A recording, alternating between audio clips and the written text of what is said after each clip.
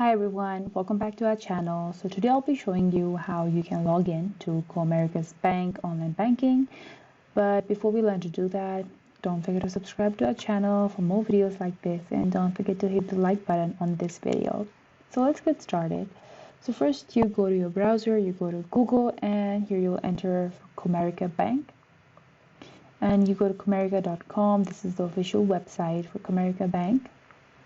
And once the site is loaded, over here you can see the login option. So you will click on login.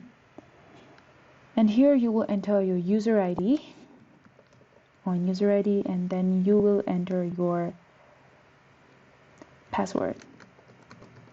And once you do that, you will click on login and you will be logged in and good to go. But if you have not yet registered for online banking, you will not be able to log in. For that, you will have to register first.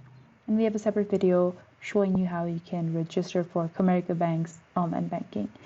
But if you're logging in, this is good to go. After you click on login, you can just start up with your banking process.